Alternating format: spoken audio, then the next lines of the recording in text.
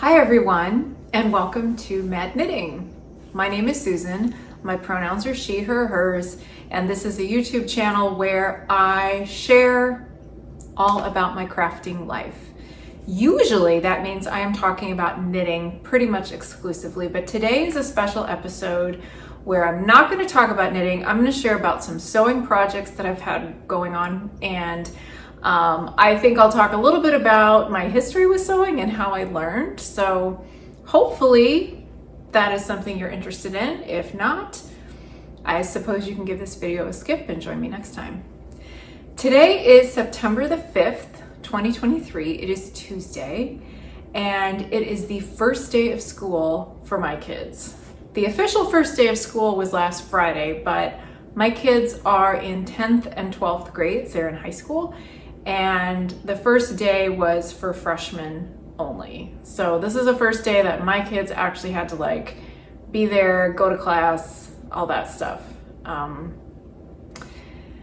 of course I have a lot of feelings about it. 12th grade, my oldest is a senior. This is his last first day of school. Did I get a picture?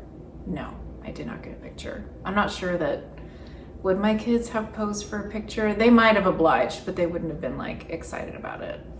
That's okay. It is what it is. Here we are. I'm just glad that we're hopefully getting back into a bit of a routine for the school year. It's hot. We had a heat wave over the holiday weekend, over the Labor Day weekend. It was in the 90s Fahrenheit. It was pretty unpleasant. We didn't have any camping plans or travel plans, which is kind of nice, because it was just, especially Sunday and yesterday, it was too hot to do anything. So I'm drinking ice water with herbs in it. I'm kind of a hipster that way. So I have different herbs I grow outside, and right now what's in here is lemon, verbena, and mint. And it's really good. It makes the water just taste a little bit fresher without, being overpowering with flavor. So that's good on a hot day. Okay, so this is a special episode, like I said, about sewing. And one of the reasons I wanted to do this is because I have a number of projects I've been working on that I just haven't had time to tack on to the end of my regular knitting episodes. And another reason is that I thought it might be fun to talk a little bit about how I learned to sew and what that was like for me. Because I know that a lot of people who are into it now learned as adults. So, which I think is great. I think it's wonderful that there are people who are interested in learning how to sew, make their own clothes, or make other things to use. And there are so many good resources out there. There are YouTube videos, there are, online tutorials with pictures, and there are different classes you can take. And of course, local shops will offer instruction, and I think that's all great.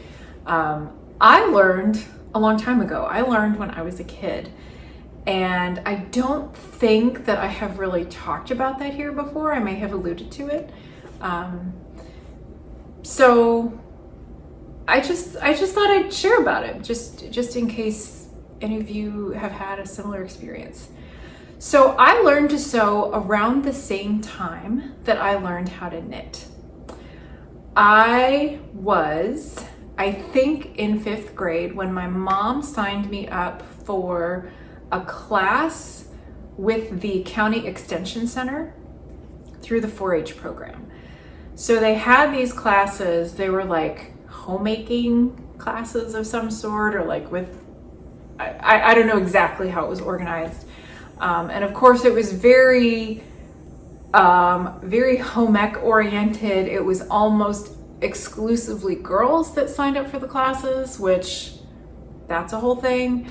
But they had, the ones I took were sewing and knitting, and I think I must have done those around the same time. So in the fall, you took a weekly class learning how to knit, and in the spring, the focus was sewing.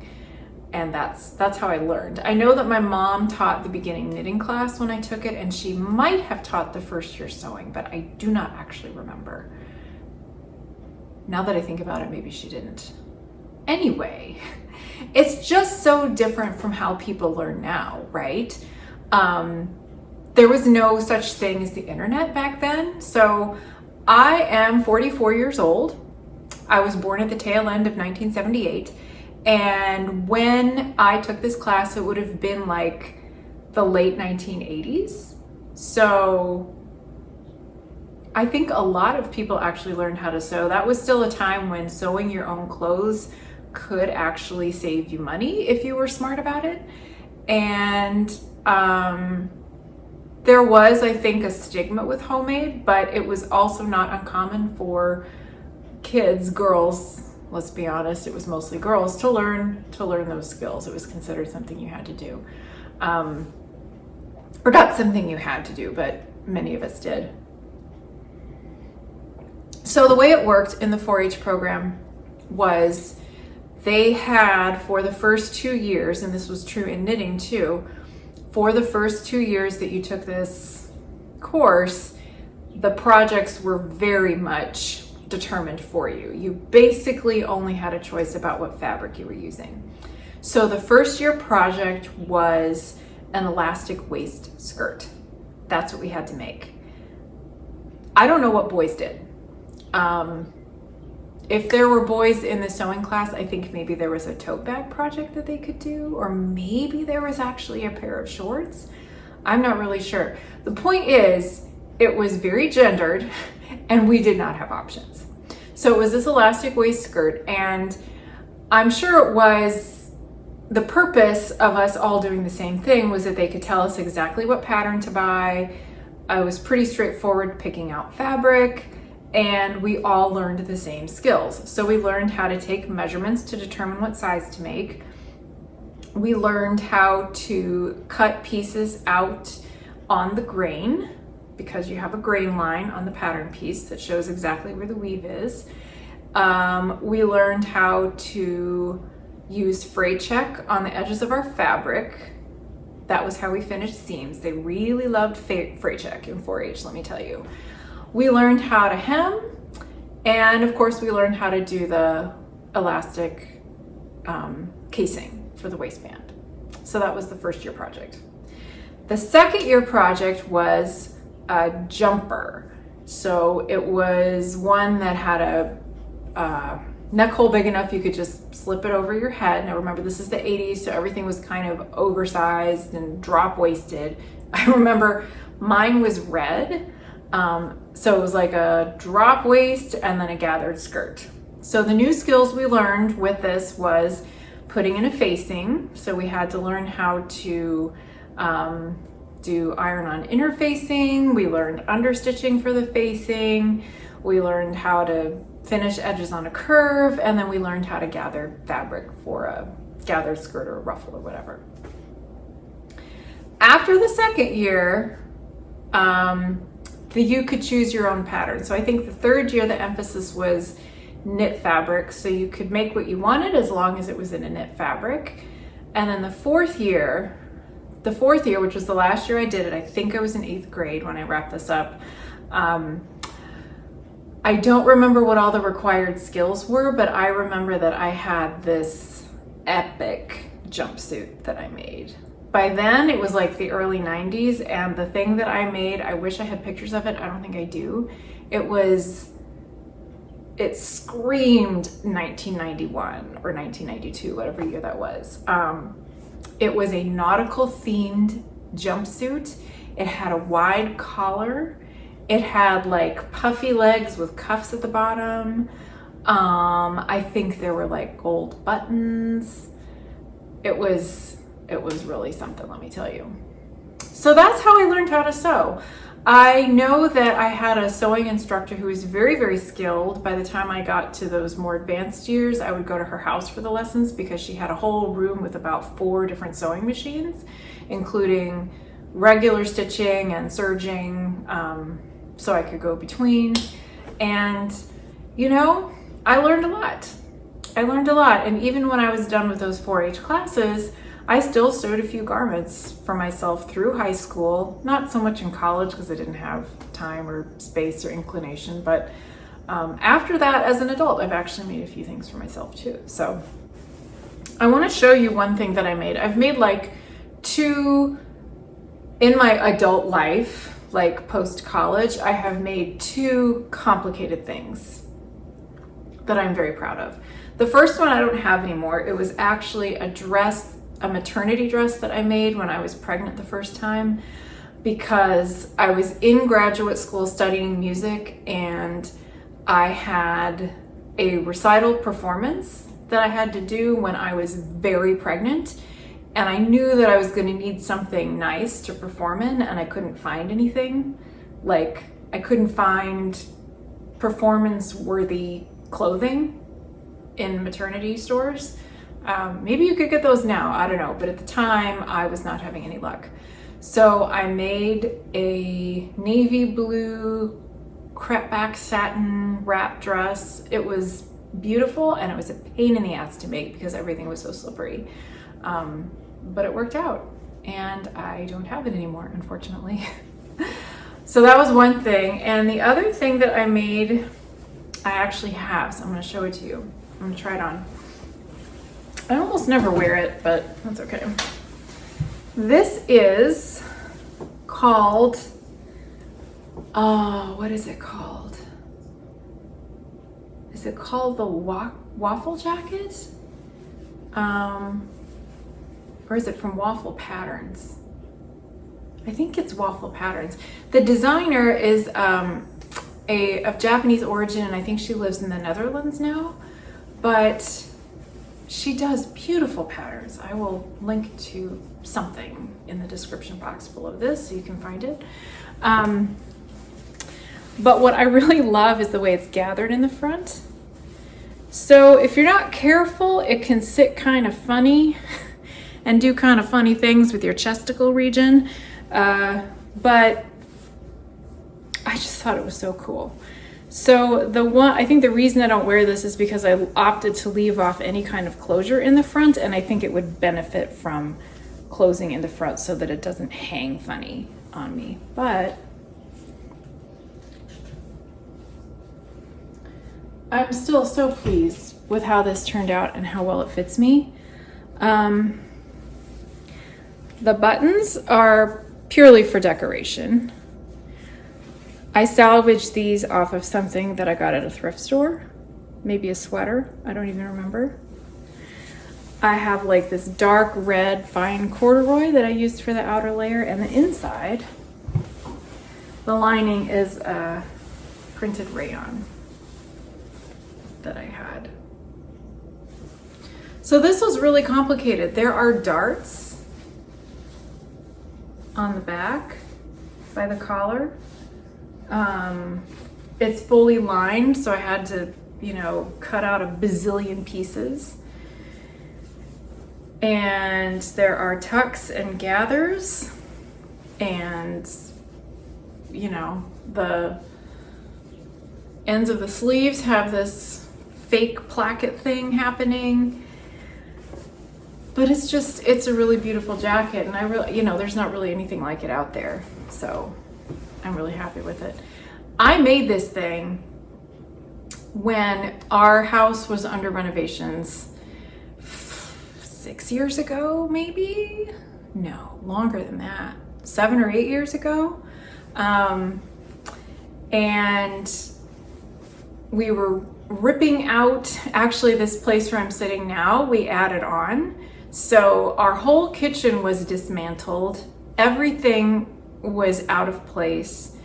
It was disarray. And I think that as a way to distract myself from the stress of that project, like while I was juggling the work I was doing, I worked part-time teaching, and I had playing gigs, and my kids were younger, so I had to get them to school and, tend to their needs on a pretty intense basis.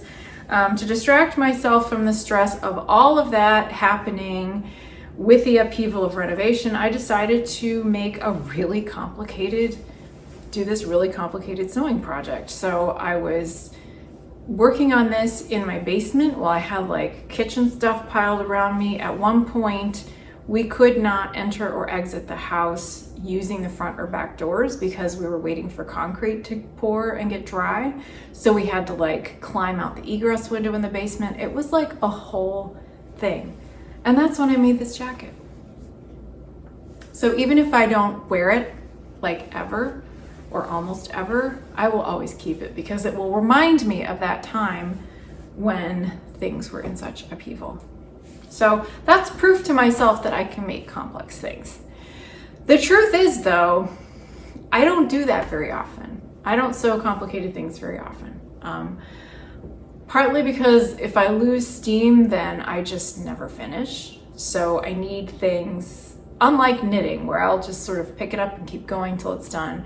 With sewing, my inspiration really comes in bursts. It's fits and starts. You know, I'll go gangbusters on something for a week or two and then I won't touch it for months.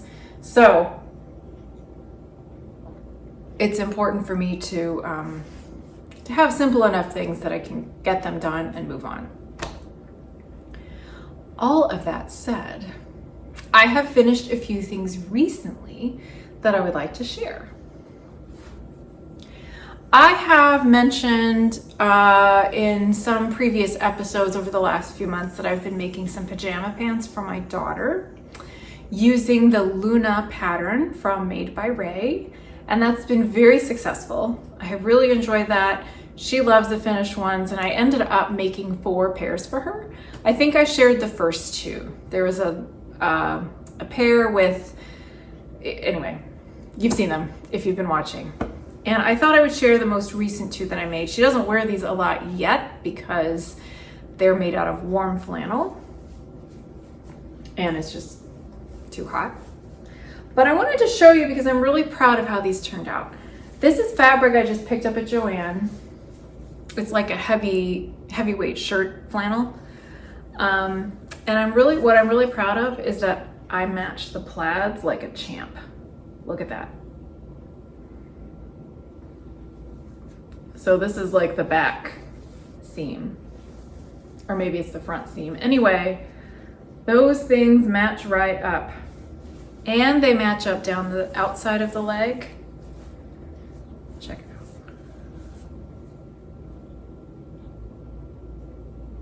And that was no small task.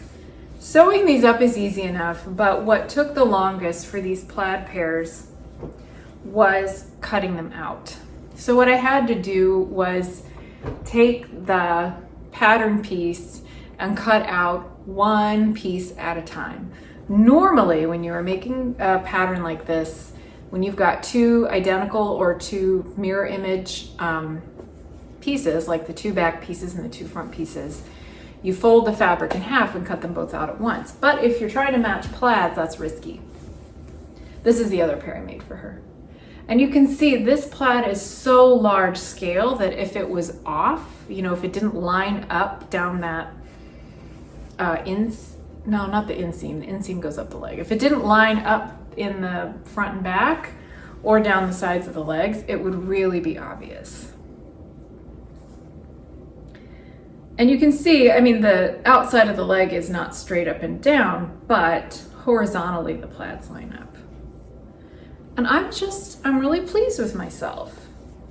All that time paid off cutting these out. So I just wanted to show you those last 2 pairs I made for her. Now that she has 4 new pairs of pajama pants, I figured that was going to be enough to keep her going for a while and that I could make a pair for myself. So I did, and here they are. These are really fun. This fabric it's kind of a lightweight flannel that I bought at Blue Bar Quilts. I've mentioned them before. They're a local quilt shop. I love them. I made no real attempt to line up the bicycles, but they kind of lined up on their own, which I'm very happy about because I think it actually might have looked not great if they were off, you know? Yeah, so these have pockets. I made them just like I made the ones for my daughter where I left out the ankle elastic because I don't like, at least for sleeping, like for pajamas, I don't like stuff bunched around my ankle. And I cut out a different size because my daughter and I are not the same size. So probably what took the most time was actually tracing the pattern pieces for me and then cutting everything out. But since I had made 4 pairs of this pattern already, it was pretty easy to sew it up once I had the pieces cut out. That's all the garment sewing that I've been doing lately. I have ambitions to do more. I also have like an insanely busy few weeks coming up for work and life, just a lot of stuff happening. So we will see what I have time for. But I've actually been doing some other smaller projects that I wanted to show you. I went to Blue Bar Quilts at least a month ago now. What I was hoping to find was some more double gauze fabric to make myself a pair of these pajama pants that would be very lightweight and loose and comfortable. But they didn't really have anything that I liked. Their selection of double gauze recently has been mostly like juvenile prints or stuff that's pretty obviously geared for babies, and I wasn't really in the mood to have something covered in baby elephants or whatever. So I was just looking around the store to see what else they had, and I didn't really need any more fabric, but I went to sort of the hand stitching and applique section, and I saw this book, and it was so charming. Zaka wool applique, that I had to bring it home. So Zaka is this a brand or is it a style of stitching? I'm not sure. I know that there are other books that start with this title that have different kinds of projects, but this is what they had, and it was so cute. So it's all these small projects that include some hand stitching, some applique with wool. And look, most of the things in here are not terribly utilitarian. I mean, there are things you can use, but it's a lot of work for like, you know, a coaster or a pot holder or just a little bag or whatever. But they're very charming, and I kind of couldn't resist, so I brought it home. So they have things like, let's be honest, I'm never gonna make a pencil case, but it's still adorable. So there's like pencil cases and coasters and tote bags. There's a sewing case here. I'm never gonna make this, honestly. I'm never gonna make a boxy sewing case, but it's still really cute. But the reason I like it is because they have all of these designs that you could put on whatever you want. And they have a lot of them in the back. So what you do is you take felt, or like wool felt or pieces of wool, and you cut out shapes from it and you stitch around it to make the design. And I started off with some coasters, and I thought I would show you what I did. So the first one I did was this one. It's supposed to be, well, it's like a latte, I guess, or a cappuccino or something. So I have this stuff called Wonder Under that is like a double adhesive. And I'll show you a piece where I've actually ironed it on. So it's like a double adhesive. You iron it on to the back of your felt or whatever fabric that you want to applique. And then what I do is I cut out the piece I want, and then what you can do is peel off this paper layer. I'll just show you a little bit of the corner. And there's still adhesive stuck to the fabric, and that will then melt onto whatever your background fabric is. So then it's nice and flat and it stays put. And I'm not sure if that adhesive eventually washes away, but I always stitch around it then. So you can do that to be invisible, or you can do it to like be decorative. Okay, so that's what I did. I did this mug shape, and there's some decorative stitching that makes it look like the mug has decorations.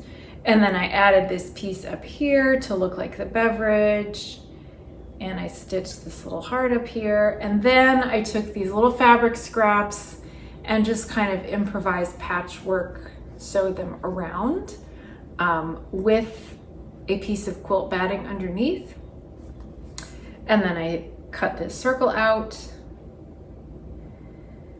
and stitched almost all the way around, and then turned it right back out, right side back out, and then I did this hand stitching around. So it's very like, what's the word I'm looking for? It's very kind of, not primitive exactly, but it's very sort of cozy, homemade, home quilted patchwork. It's cute. It's kind of big for a coaster though. Like if you put a mug on it, you're gonna have a lot of space around the outside. So I feel like it's maybe a little bit of an awkward size, although it would work really well if you had like a bowl of hot soup that you're putting on it. So this is the first thing I made, and it was so much fun that I made another thing. I made another 6-inch round coaster slash hot pad. Not a little big for a coaster, a little too small for a pot holder. For this one, I just did hearts. And you can see my white stitching around it. I wanted the stitching to show. This fabric, by the way, is scraps that my mom gave me years and years ago. I don't know what I was gonna do with it. I don't know what I had in mind, but whatever it is, I've long forgotten it. And so now it's part of these coasters. So after I made 2 of these, and I thought, okay, these are really cute. I really like these, but they're a little big. They're kind of an awkward size. So I decided to make some smaller ones. So that's when I actually, these are 2 little flower patterns that are in that book, that Zaka book. And it's pretty much the same thing. I stitched them on this gray wool background, and then I found fabrics that kind of go with it and just sort of improvised, stitched around them, and then I found this for the back, this batik fabric for the back. So it's fun. I think these will be nice little gifts, or they'll be useful around my own house. I don't know. I'm really enjoying the meditative quality of the hand stitching and just the freedom to improvise, to kind of do what I want. And it's just a coaster. So if something is a little bit wonky and not totally straight, I mean, I didn't measure at all. I just stitched. Or if the colors don't match exactly or whatever, it doesn't matter. It's kind of it's improvisatory and free form, and there's just a lot of freedom in that, and that's been really helpful for me lately as I've felt the need to explore creatively. So the last project that involves some applique, I am really proud of this one, and I don't think I'm gonna give it away because I like it so much. I think I need to keep it. I made a project bag with lots of patchwork. So here is the applique part. I'm not really sure what this is that I made here. I think I kind of had in mind like berries on a branch or buds on a branch or something. This doesn't really look like anything I've seen in nature exactly, because I have like red, I don't know how well you can see, but there's red thread there for the stem and blue circles. We're just gonna pretend that it's something natural. If not, we'll say it's abstract, but I really like how the color, this blue color, looked against the gray. And then I found a whole bunch of little 2.5-inch squares and stitched them up into this patchwork. My favorite is the bird here. That's a cardinal. And I just sort of patchwork the rest of it. And the bottom is denim. It's kind of a boxed bag, so it's got dimension. And then for the other side of the bag, I did all patchwork. I didn't want to go to the trouble of another set of applique for the back of the bag. So this has been really fun, and I enjoy it a lot. So I was all inspired by that, and I decided to start to put together another patchwork bag. It's not done yet, but I'll show you what I have so far. Again, these are all scraps that my mom gave me, which is why there's so many different ones, and they don't necessarily like go together. They're not from a collection or anything. So it'll be the same. The idea here is that I'll have the same design or the same like basic dimensions as this. I just don't have an applique portion, but this is the patchwork for one side. This is the patchwork for the other side. One of these, my corners didn't line up very well. Is this one? Yeah, you can see. I'll just show you my mistakes. The top row, the corners don't line up great, but that's okay. And then I found this plaid. It's clearly left over from something. I'm not sure what. I found this plaid that I will use to go. Let's see if I can do this. Can't believe I'm putting this on YouTube. I'll put this along the top of the bag, and then I'll probably use something plain for the bottom again, like denim or whatever. So those are my sewing projects. I think that's all I've got today. Thank you for joining me and for sticking through that. Next time I join you, whenever that is, I will definitely be talking about knitting, and I will hopefully have a bunch of finished stuff to show you. But until then, stay cool and stay hydrated, and happy knitting.